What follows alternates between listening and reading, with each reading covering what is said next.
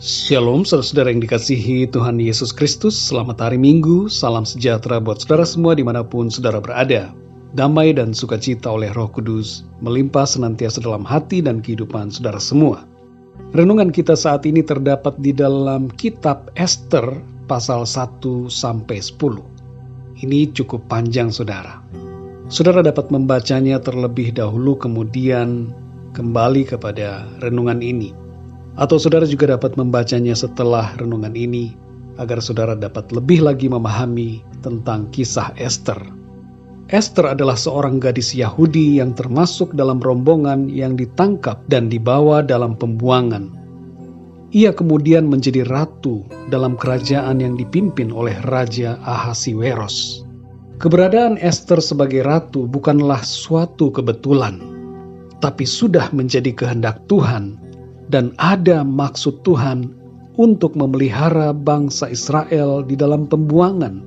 Ketika rakyat dari bangsanya terancam hidupnya, Ester menyuruh semua orang Yahudi berpuasa agar Tuhan melindunginya ketika ia menghadap raja. Sebab menghadap raja tanpa undangan, hukumannya adalah mati. Dan Ester membela bangsanya agar tidak menjadi korban pembunuhan massal pada waktu itu. Dalam Ester 4 ayat 16 tertulis, "Pergilah, kumpulkanlah semua orang Yahudi yang terdapat di Susan, dan berpuasalah untuk aku. Janganlah makan dan janganlah minum 3 hari lamanya, baik waktu malam, baik waktu siang. Aku serta dayang-dayangku pun akan berpuasa demikian.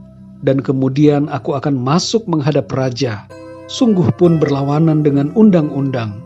Kalau terpaksa aku mati, biarlah aku mati." Saudara yang dikasihi Tuhan, dari kisah Ester ini, kita dapat belajar mengenai beberapa makna yang penting untuk kita semua, terutama saat kita memiliki jabatan penting atau kekuasaan, pengaruh yang besar, dan kekayaan. Beberapa makna tersebut adalah, yang pertama, jangan melupakan dari mana kita berasal. Seringkali saat seseorang berada di atas, mempunyai posisi dan jabatan, punya harta dan kekayaan, ia lupa dari mana ia dulunya berasal. Keluarga dan bangsanya dilupakan, dan hanya dirinya yang dipentingkan. Ester meskipun sudah mencapai posisi tinggi dalam kerajaan, tidak melupakan asal-usulnya. Dan ia berjuang untuk membela rakyat dari bangsanya yang berada dalam bahaya. Yang kedua, saudara, jangan melupakan Tuhan.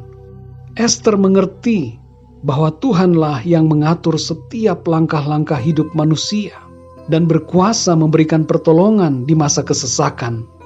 Memahami akan peran Tuhan yang sangat penting dalam hidupnya, Ester menyuruh rakyat dari bangsanya untuk berdoa dan berpuasa baginya.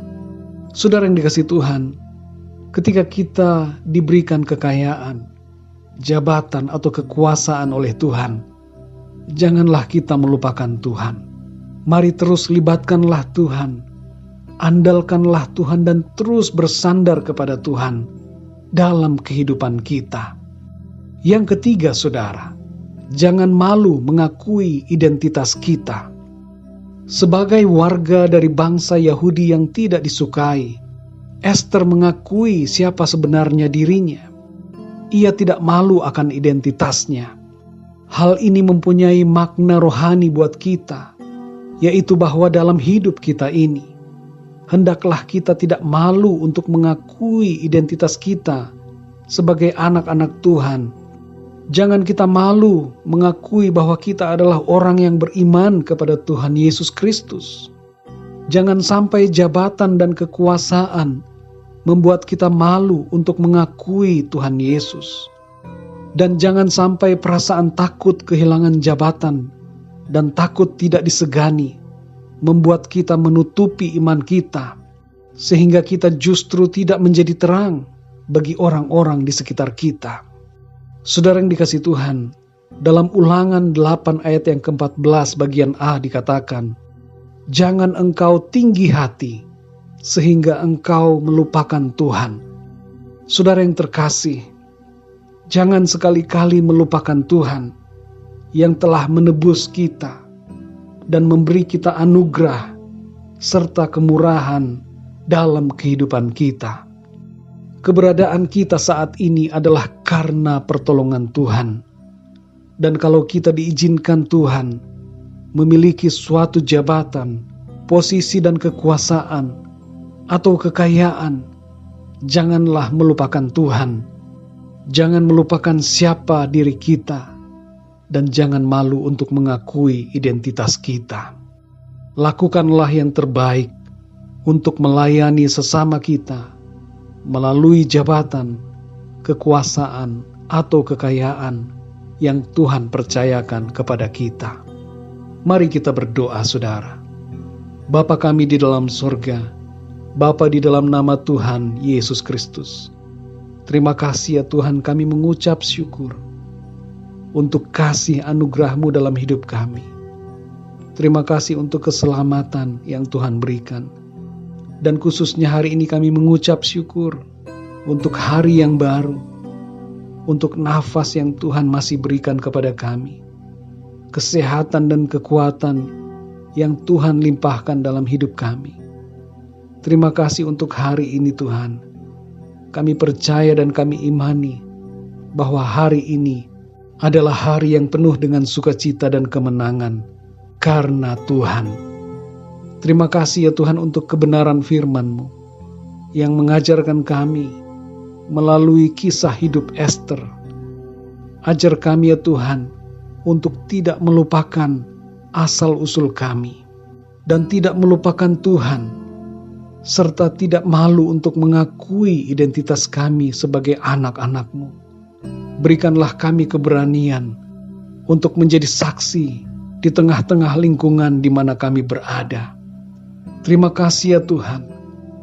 Pimpinlah hidup kami terus ya Bapa di sepanjang hari ini, agar kehidupan kami senantiasa berpadanan dengan firman-Mu.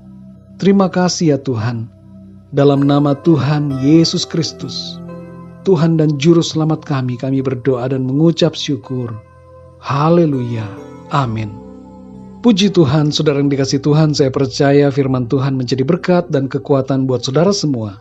Dan Roh Kudus akan menolong saudara untuk lebih lagi memahami kebenaran firman Tuhan. Di tengah-tengah masa-masa pandemi ini, jangan kita takut, tetaplah berharap dan bersandar kepada Tuhan yang penuh kuasa dan sanggup untuk menolong kita. Tuhan Yesus memberkati saudara semua. Sampai jumpa dalam renungan yang berikutnya. Haleluya.